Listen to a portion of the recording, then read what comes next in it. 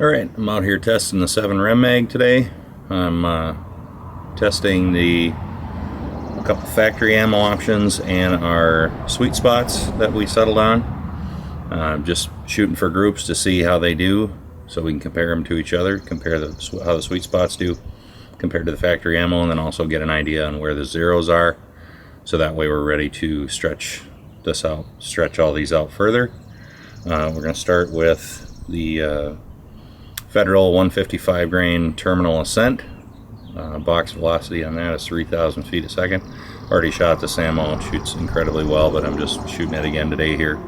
Get a baseline group and velocity tested on the same day.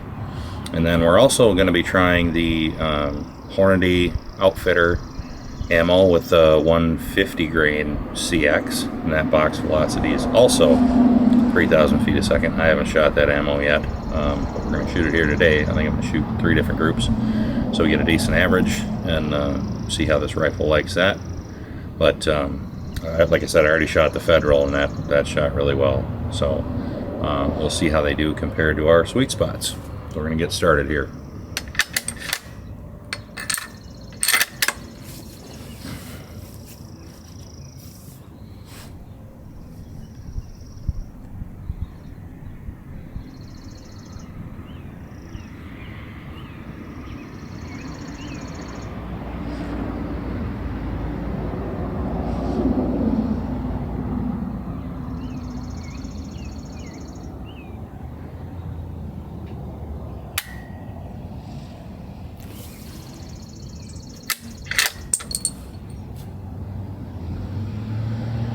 Misfire.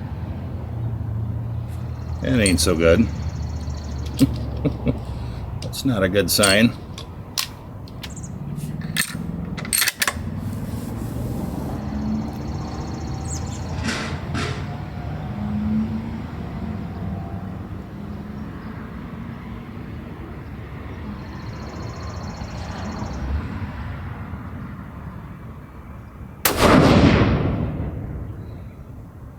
There, we got a live one.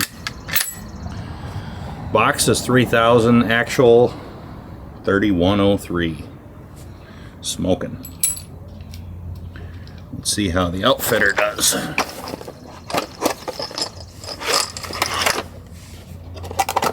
And box velocity on this is also 3,000 feet a second.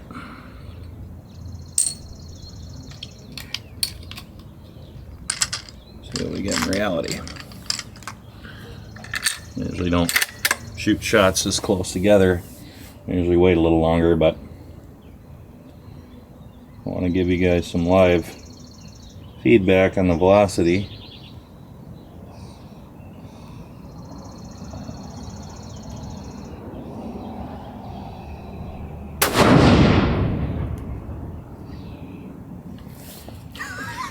Come on! Come on! Again, Federal, box velocity 3,000, actual 3,103. Hornady, box velocity 3,000, actual 2,933. Come on, guys. Jesus Christ.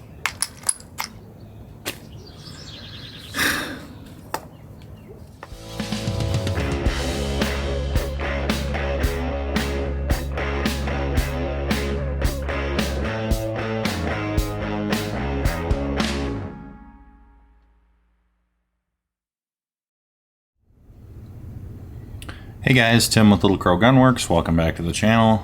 Today we are going to talk about our 7 Rem Mag that we built for this project, and how the factory ammo options shot, and also how our sweet spots did. So given the cadence here and how soon I'm getting this video out relative to the last one, and what we're seeing in the comments, there isn't really much to discuss about that. So all the feedback on the 7 PRC video was positive. Everybody's really happy with what we're doing here and the information that we're presenting. And again, I want to thank you guys for all the support you're giving us and for following this along. So let's get into this. On the last one, I tried to make that video a little shorter, but it still ended up being an hour and 20 minutes. Given that we don't really need to discuss, I don't need to rehash a lot of the same stuff I said in the last one, so we can just talk about this rifle and the results. There is one thing I want to kind of throw in here to talk about, but we'll talk about it once I get the pictures of the rifle up. So I think we can jump into the screen recording right away. Let me get this fired up. 3, 2, 1, and we're live. Okay, so we'll start with the pictures. Oh, look at that. A lot different than what I said was our flagship or blueprint rifle, the 7PRC that we built. So Dale and I discussed when we were going into this project, we talked about building 4 new rifles from scratch and what that would look like and what our options were. And based on what I said in the last video, like, we kind of have a blueprint of what we would like to build. Realizing I can't really see my face here. Of what we would like to build. So that doesn't mean we can't build other things. And so we agreed that it was probably in our best interest to just show some variety and show you different things that we've done, and and show that we're a full custom rifle builder. We can do whatever. It's just from our experience, we know what goes together well, and from our combined long-range shooting experience, we know what makes a gun controllable, and just everything I went into in the last video. But not everybody is necessarily going to like everything I picked, or Dale and I picked. So we want to show you some variety. So this gun is a African Plains game rifle of Dale's that he built a long time ago, but he's had this rifle a long time and has had a couple different barrels on it, and this is a modern barrel where he wanted the most current twist rate because he's like me, he's on board with 160 grain CX and wants to be able to wallop stuff with that bullet. So we put an appropriate twist on this. So what is this? This is what I would call like a semi-custom rifle, where it uses a Tikka M695 action. So it's factory action. They're bigger, heavier Magnum action. It's not like the T3Xs. It's not that light. This thing's a lot more beefy. And it has their Tikka drop box magazine, but it accommodates a longer length. So I guess like the last rifle, we'll start with the stock. This is a Boyd's Heritage DBM laminate wood stock. Heritage is the model, and it's in, what's the name of that color? Forest Camo laminate. And you see it has, the butt pad is a little bit lower. It's more like a Monte Carlo style, where the butt pad's lower. It looks a lot like a Weatherby. Has a higher comb for your cheek rest, and then has more of the sporter, like I was talking about in the last video, more of the angle type stock. So it's more of a sporter type stock, where you might be shooting offhand, you might be shooting from a crouch position or off the top of your pack or whatever. You can shoot prone with these.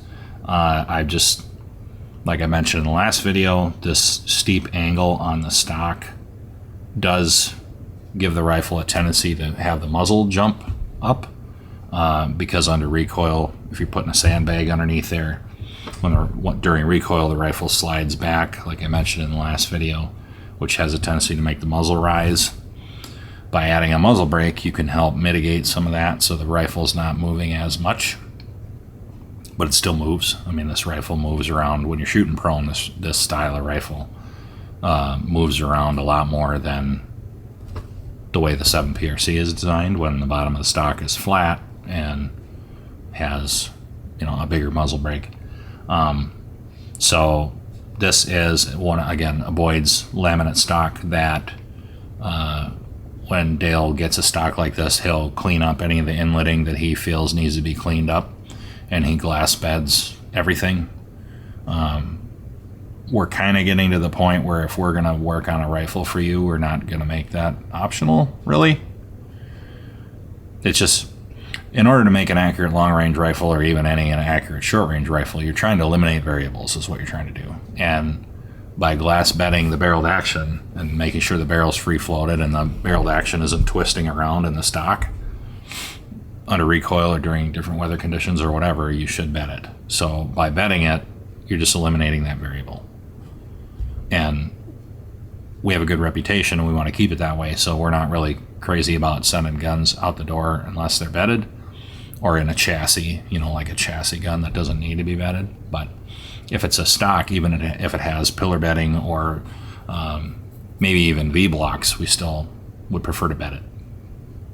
So again, more of a Monte Carlo sporter type stock. The action I already mentioned is a Tikka Magnum M695 action, which is, again, more beefy. I'm going to start going through the pictures here. And features their 3-round drop box magazine.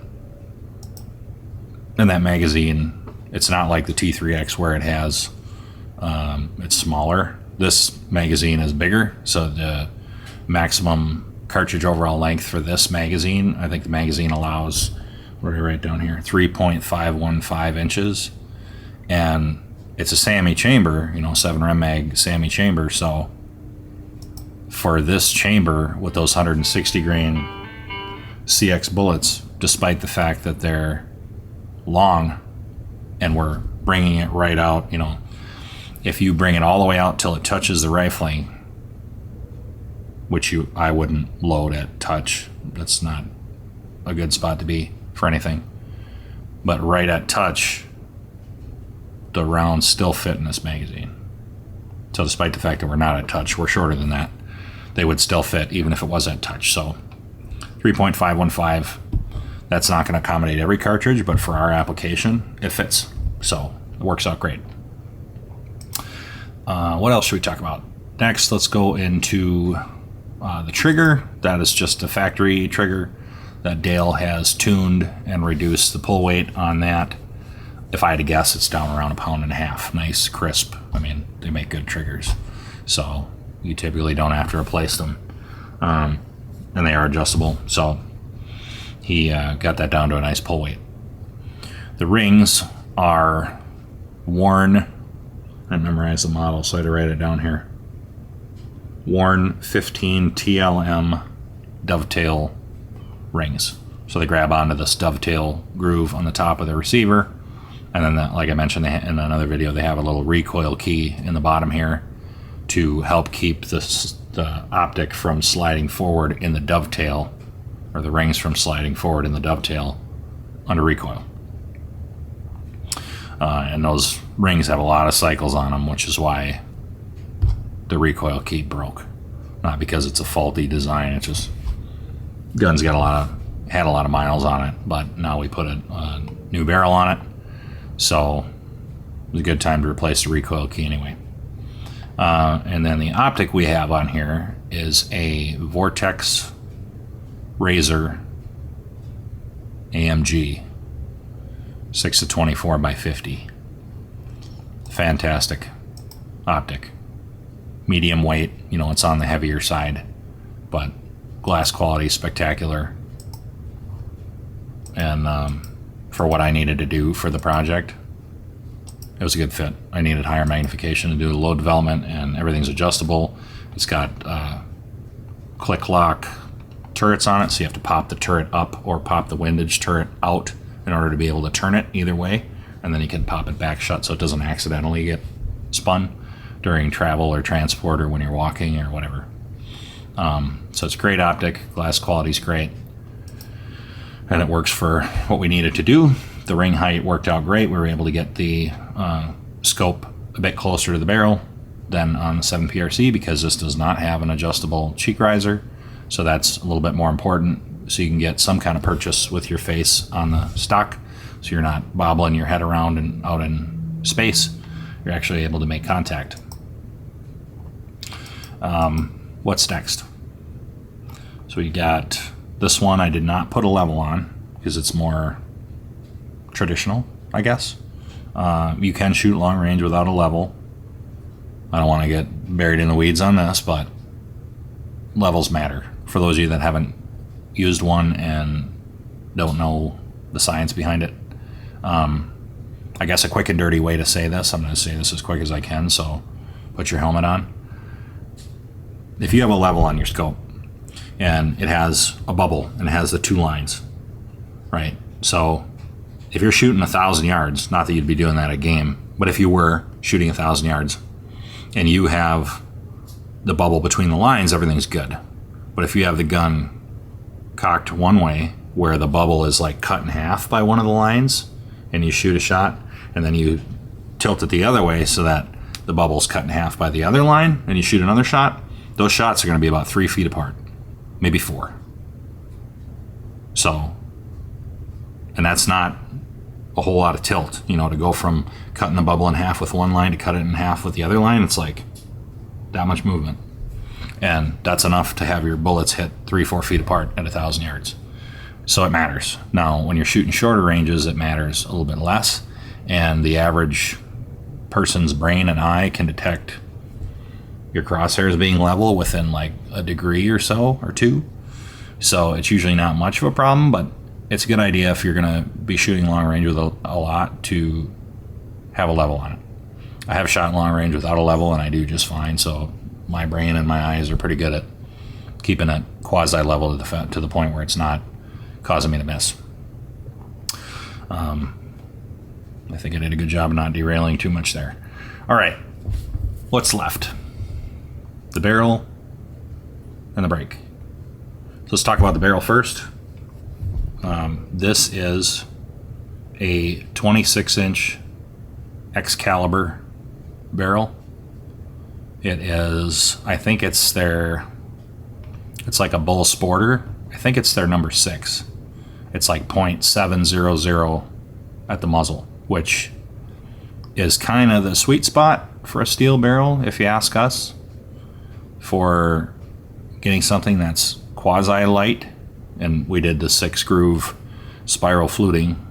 Excalibur offers, I think, 6, 8, and 10-groove spiral, straight, skip. I mean, they have a ton of fluting options. That's partially why we use their barrels. They shoot great. But they also have a ton of fluting options, a ton of contour options, a ton of twist rates, groove specs. Like, just, they have, their options are second to none. So that's one reason why we like their barrels. Again, 26-inch, I think it's a Bull Sporter or Mag Sporter, 700 at the muzzle. We can go lighter. We don't recommend it. You start losing consistency. You lose some weight, but you start losing consistency, where after about 2-3 shots, it's going to start throwing stuff, unless you're letting the gun cool back down near ambient temperature. So that, and this, I don't want to derail too much on this, but that's the thing about barrels is people think, okay, well, a big bull barrel, that's going to shoot smaller groups than a barrel like this. And that's not actually true. What a bigger barrel buys you is that forgiveness with heat. It takes more shots with a bull barrel before it will start throwing shots. It doesn't shoot smaller. That's a myth.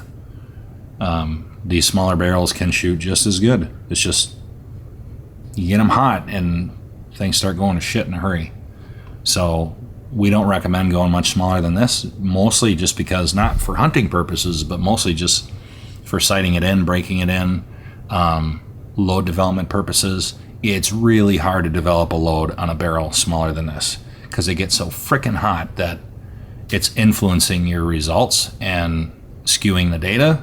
So, and once you start getting smaller than this, you're not really saving that much weight. It's when you go bigger than this that the weight really starts piling on.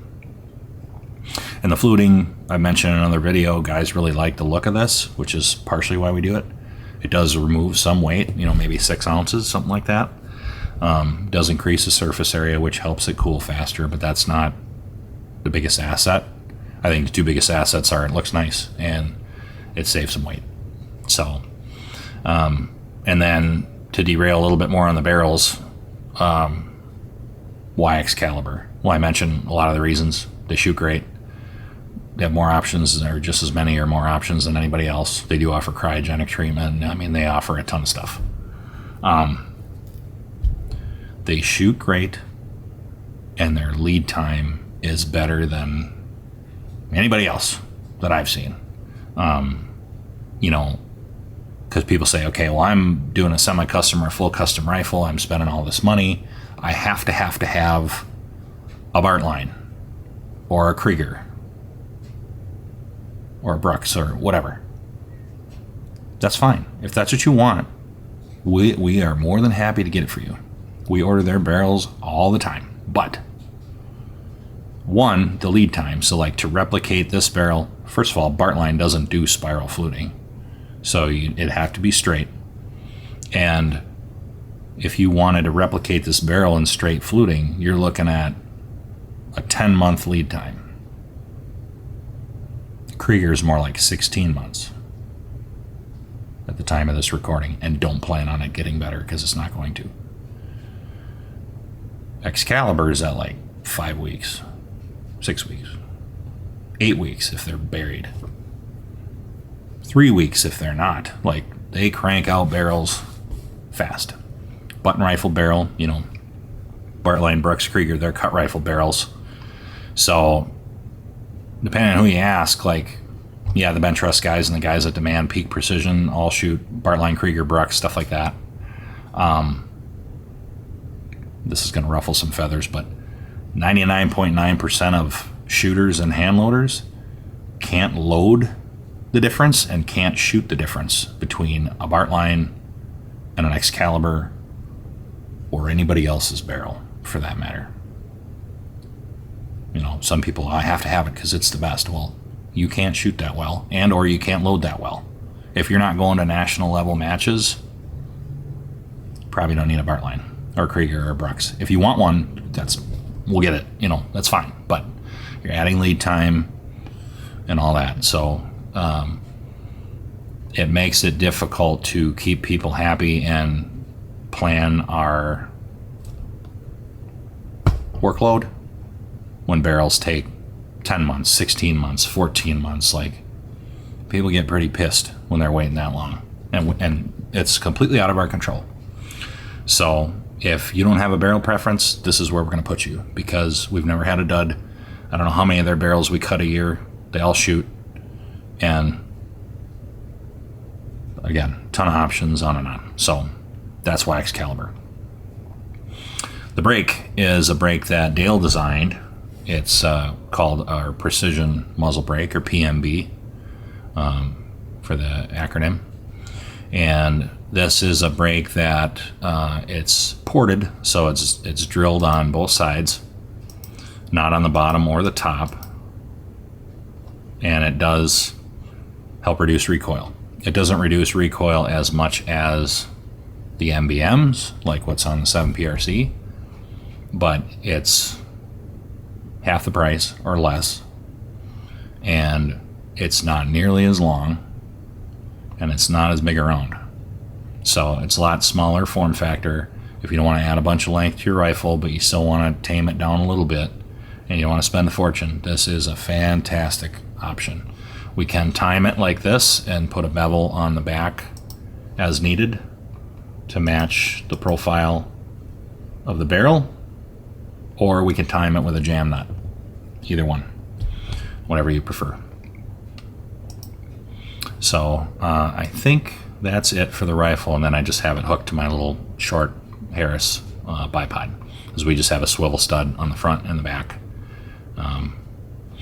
So I think that's it. I don't think there's anything else I missed. I don't know how far in we are. 19 minutes, pretty good. All right.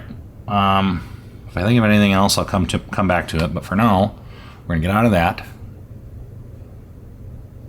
Oh, and this gun, you think, okay, this is more of a traditional sporter type rifle. I'm not sure about all that carbon fiber and carbon fiber barrel and this, that, and the other thing, and big diameter barrel, and on and on. I want more of a traditional gun. Well, this is a robust action and laminate stock, smaller footprint, but this gun's still 11 pounds flat, 11.0. So it's whatever that is, 5.5 ounces heavier than the 7PRC.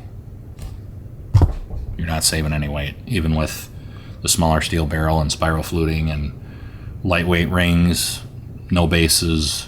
Like this thing's pretty lean and mean, but it's still 11 pounds. So you're gonna have to deal with some weight. All right, let's go into how it's shot. Let's go into my finished slides. So we shot. We started out getting the Federal 155 grain terminal ascent ammo because that has a little bit higher BC than the 150 grain CX, and it's also a fantastic bullet. But then we did end up getting our hands on some Hornady 150 grain Outfitter CX ammo, so we tested both. And again, just like the 7PRC, shot 3 groups of 3 for both to kind of get an get an average and get an idea of how it's shooting. So we'll start with the 155 grain terminal ascent. Group number 1, average was shot well. Average was 3083, standard deviation 8.3, extreme spread of 18, and shot a 727. And again, pay attention to our relative average point of impact location. That's what we're looking for. Obviously, these other metrics are important too. I didn't really say that in the last video. We care about the SD, the ES, and the group size, but we want to make sure it's not migrating. So it'll be reliable at long range. So our average point of impact location is probably maybe about there, like a 1/4 inch off the right side of the dot. Group number 2, probably, let's see, maybe there-ish. So whatever that is, 3/8 of an inch down and to the left for average point of impact location. 3091 average. The last one was 3083. Good stuff. SD 10.4, extreme spread 23, and this shot an 870. So again, another good group. Plenty sub MOA. First one was sub 3/4. This one's sub whatever that is. 13/16 or 7/8. Not in the mood for math today. And then the third group, our average point of impact location is probably about right there. So very similar to where the other two were. This group's a lot bigger, which, that can happen. Like I mentioned in the last video, just don't tie your wagon to one group, because it doesn't mean that much. 3084 average, still really consistent velocity average. 3083, 3091, 3084. Standard deviation 11.9, extreme spread of 29, and it shot a 1.457. Still sub 1.5 MOA. And the other two were sub MOA, as I already mentioned. One of them sub 3/4. The average was 3086. Standard deviation 10.9, extreme spread was 37. So really good.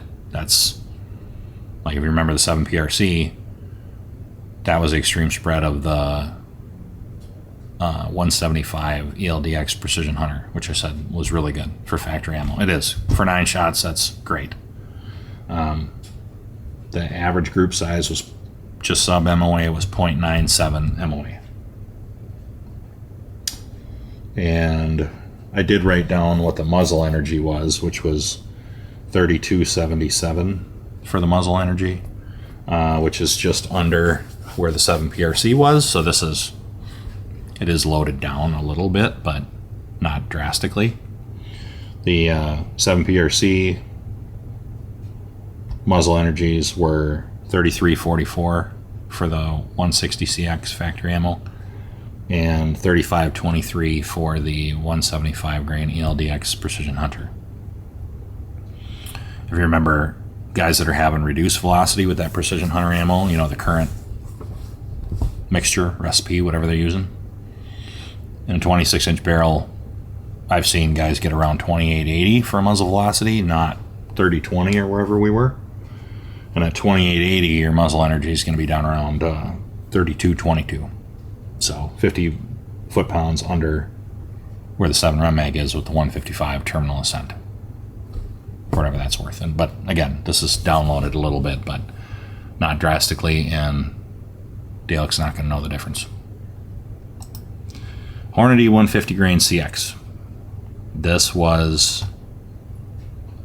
a lot slower and didn't shoot nearly as good, and the velocity metrics were a lot more erratic as a whole.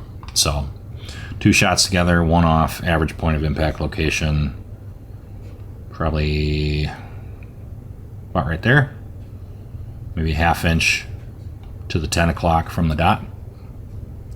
Second group, about the same, ½ inch, 10 o'clock from the dot.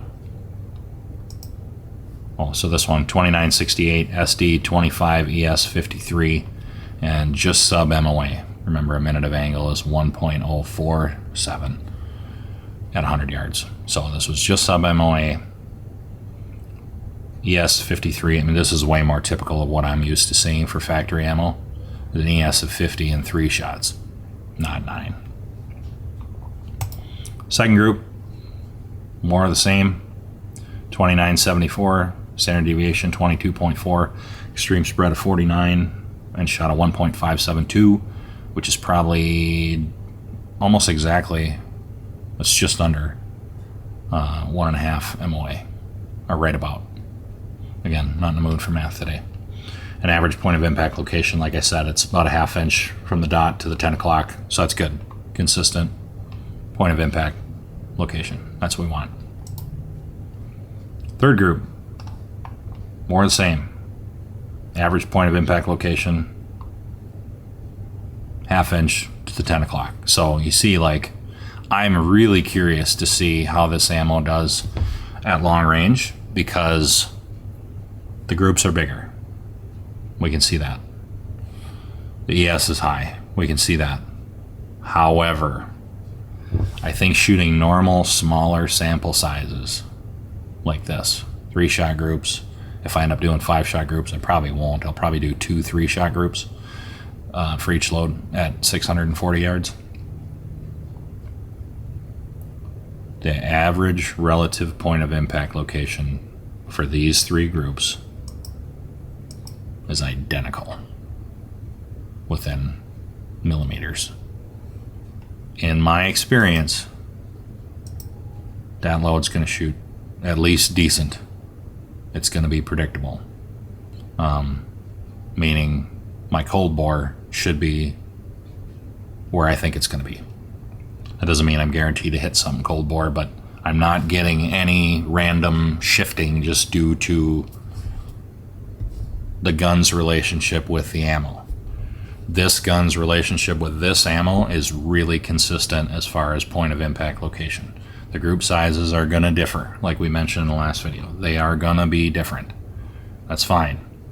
Clearly this ES is somewhere between 40 and 55 for 3 shots. Not great.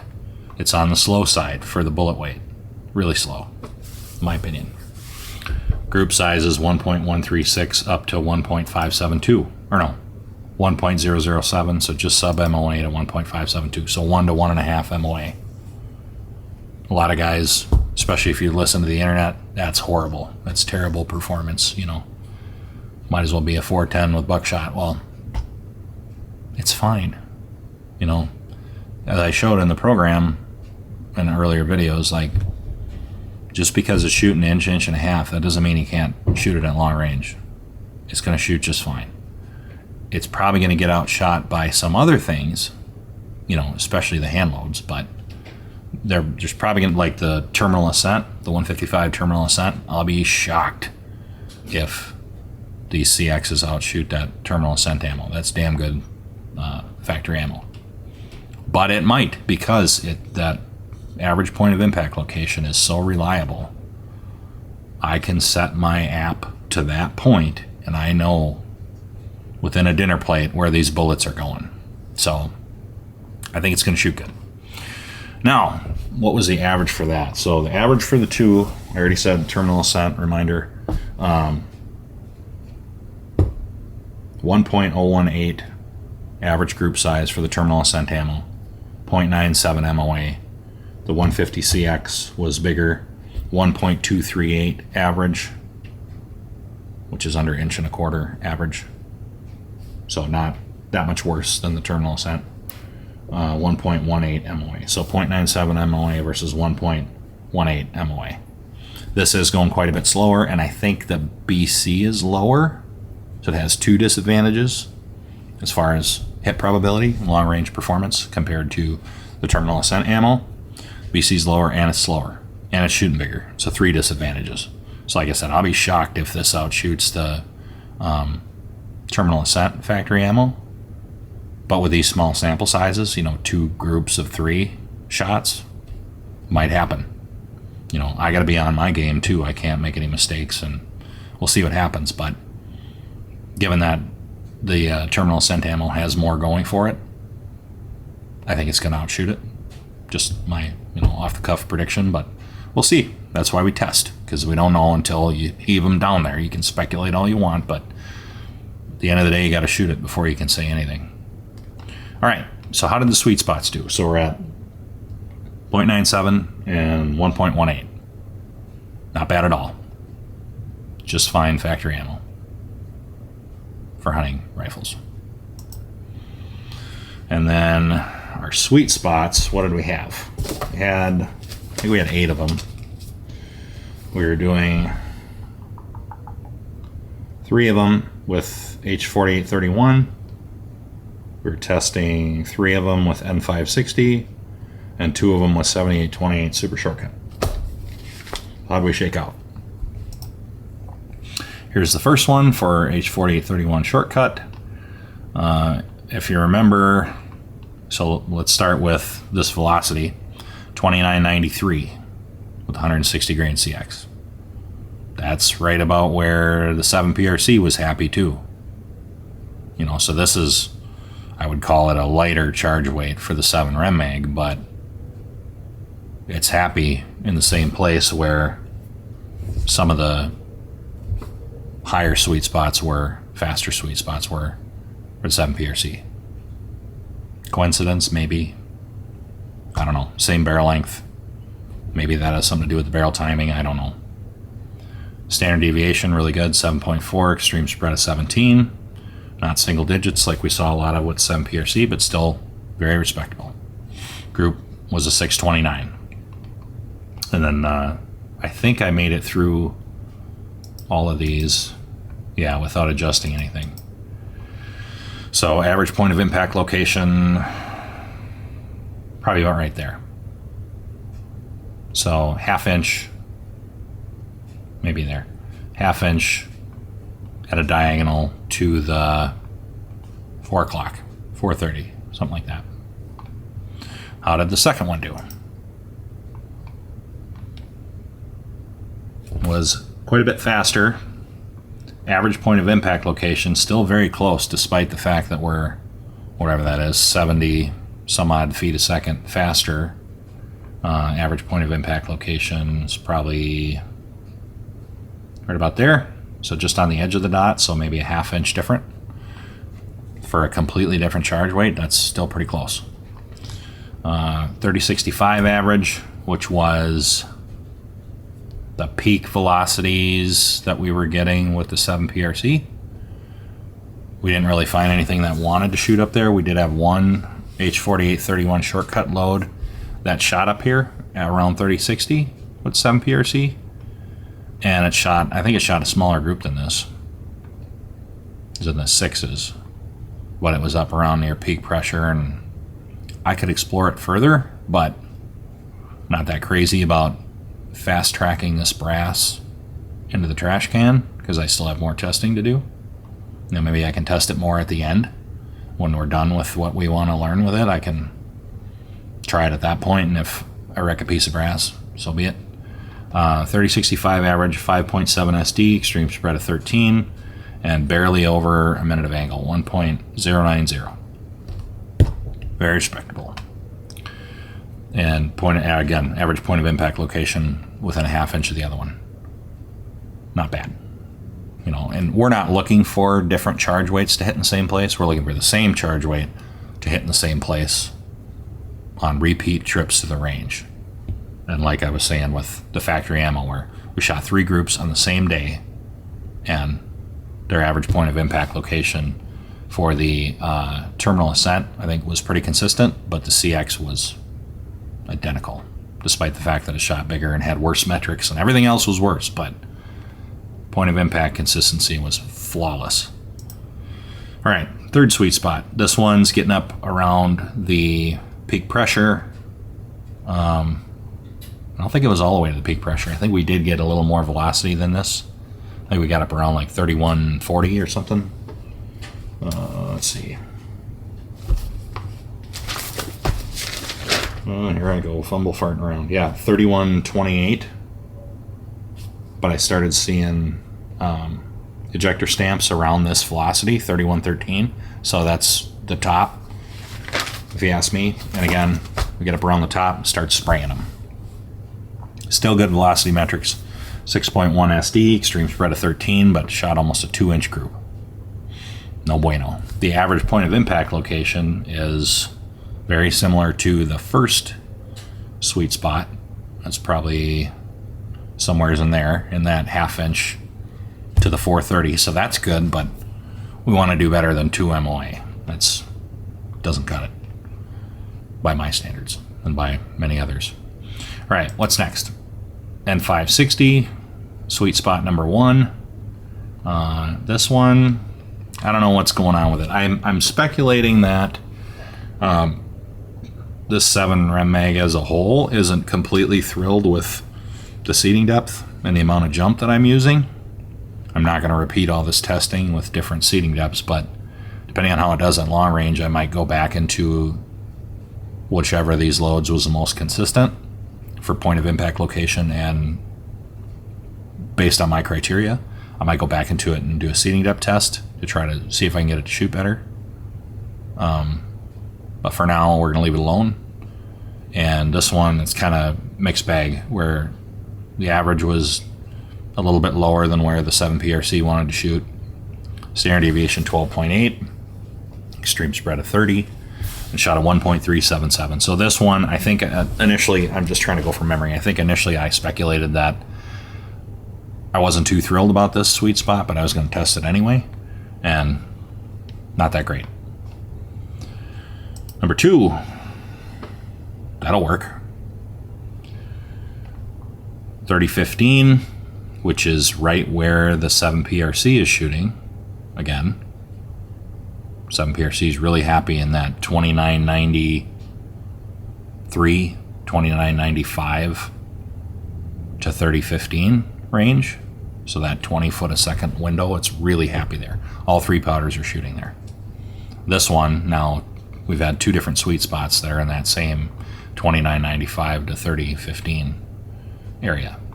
Standard deviation 9.9, extreme spread at 21, shot a 346. Damn good.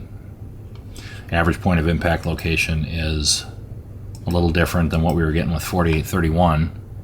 It's more to the 6 o'clock, 6:30, but with it still within a half inch of where the other powder's averaging, which is good. That's kind of telling you that that general area is where it's happy, and you should probably pick something in that area to run with, where it's all the hand loads are, they're kind of congregating down here from that 6:30 to 4 area within a half inch of the circle. So that's damn good. We're going to test that further. What's next? Number 3. This one was getting up near peak pressure, and I think I mentioned that, and that I was going to try it anyway, but it was getting up around where we were getting ejector marks. With this action, we didn't get any clickers. Clickers aren't common with a 7 rem mag because I think the chamber dimensions are a little more sloppy compared to how the brass comes when it's new. And that case has enough body taper that even if the case head grows, it doesn't get stuck usually, unless you're way over pressure. But you don't get a clicker, then it'll just be like you almost need a rubber mallet to open the bolt. So on the fast side, up near peak pressure, 3130. Velocity metrics are still decent, 10.3 SD, 25 ES. And you see it's shooting in the same place as the last one. So this one was hammering down at the 630. So is this one, but it threw one. And as I've mentioned many times in the series, that's the kind of thing that can happen when you get up near the ragged edge. You know, like maybe I could dink around between these two sweet spots and try to get, you know, more velocity, because, you know, we have a big jump there, 30, 15, all the way up to 31, 30. And again, I was trying to find, you know, I thought we'd land somewhere in the 30, 90, and the charge weights I picked went around it. So I did end up exploring further, trying to relocate that 30, 90 sweet spot. And you'll see that in the next 7 rem mag video. So still not terrible, you know, just over 1 MOA, but something's not happy. You know, maybe I could get this thing to shoot better if I dinked with the seating depth and whatever, but, you know, you're kind of running up near the ragged edge, and as I'm going to show you guys in this series,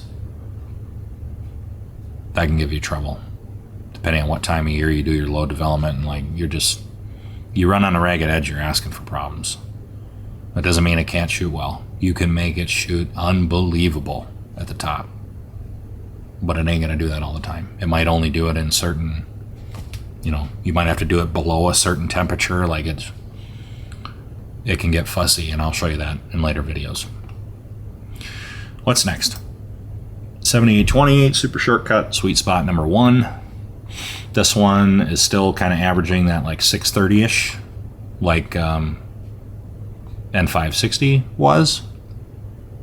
So that's a good sign.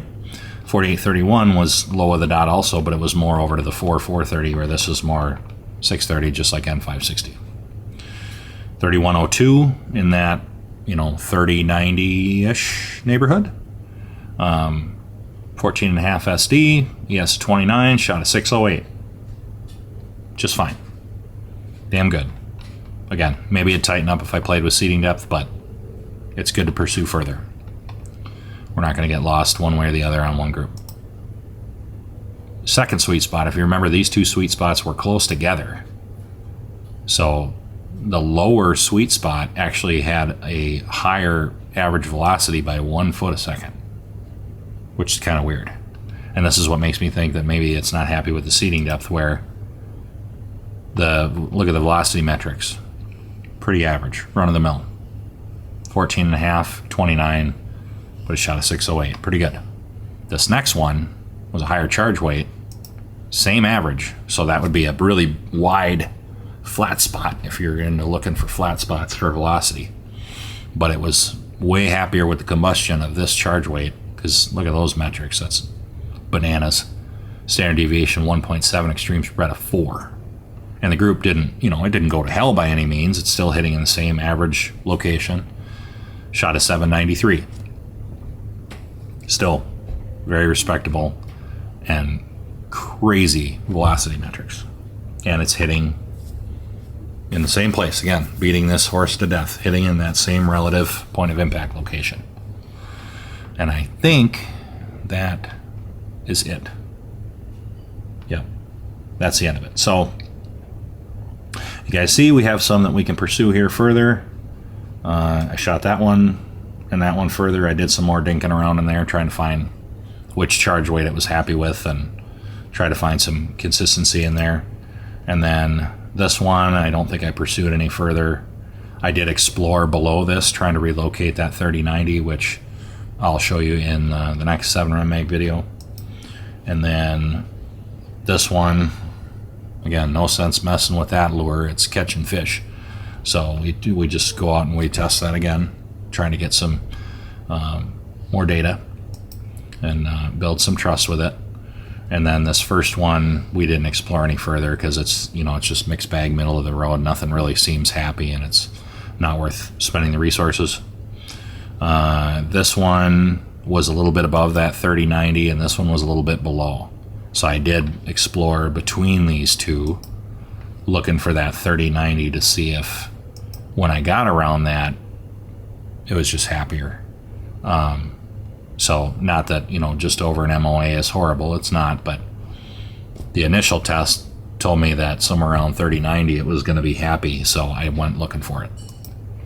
And again, you'll see those results in the next video on the 7 meg. And then this one, we did end up shooting again. It's slower, it's down around where the 7 PRC is for velocity, but again, you guys, that doesn't mean you should rule it out. You shouldn't rule it out just because it's not as fast as you want it to be. I mean, I've had loads like that no matter what I do, I can't find anything that shoots better than the slower load that I was telling myself I really didn't want to use because I was giving up too much velocity. Well, the proof's in the pudding. If you can't find anything that outshoots it, suck it up, Buttercup. That's the one you should use. Don't let your ego get in the way and go, oh, I'm supposed to be getting this velocity with this cartridge. And if it doesn't want, again, like I said early on, if it doesn't want to shoot there, too bad. And then the 150CX, we're not going to test that anymore, just at distance. No sense shooting more 3-shot groups. It's already telling me what I need to know. Same with the terminal ascent. That's telling me what I need to know. Average point of impact location is relatively consistent, not as consistent as a CX, but still halfway decent. All the velocity metrics were better. Higher muzzle energy, higher hit probability on paper. We'll see what happens when we stretch it out. So I think that's it. And so shot really well on average. Most of the hand loads exceeded the factory ammo. Surprise, surprise. That shouldn't shock anybody. But I think I have a little bit more testing to do just to get some more trust and some more data on some of these other ones that I've only shot one time, these sweet spots. And then I'm going to verify my zeros, and then this gun's ready to stretch things out and see how they shoot. So next is going to be the video just like this, doing kind of a rifle showcase and looking at the sweet spots. Go ahead, honey. Looking at the sweet spots for the 280, and then after that will be the problem child, the 28 Nosler. So that's what you have to look forward to. Again, I'm going to try to crank these out one a week on these rifle showcases, and then go into the subsequent testing and just try to bury you guys in some videos here and get up to a faster cadence like I was promising you. So I think that's all I have. I don't really have anything else that I want to cover for this one. Again, the rifle's a little different design than our flagship, what we're focusing our efforts around, but doesn't mean we can't build it for you. And if you have a gun that is your baby and you really like it, but the barrel's getting tired, or you want to try a different cartridge or whatever, send it our way. We'll happily put a new barrel on it for you if you just need a rebarrel. I don't know how many rebarrels we do a year, but it's a lot. Obviously more than we build full custom rifles, because of the dollar commitment. If you're building a full custom rifle, they're a lot of money. And it's usually a buy once, cry once kind of deal. So guys are more likely to be slapping barrels on stuff. So we do that a lot more, and I don't know how many thousands of barrels Dale's put on, but it's old hat. But he takes the time and care the same on a rebarrel as he does with a full custom rifle. He doesn't put in any less effort. So if you got your baby and it looks something like this, or it's your more sporter type hunting rifle, and you want to try a different cartridge or want a tighter twist or whatever, you just need a rebarrel, give us a call. We'll be happy to take care of you. We already rebarrel guns for guys all over the country. It's nothing new. So that's all. If you have anything that I forgot or missed, leave it down in the comments. You guys know I'm all over that. But like, subscribe, share with your friends, all that good stuff. And we'll see you on the 280 video. Thanks.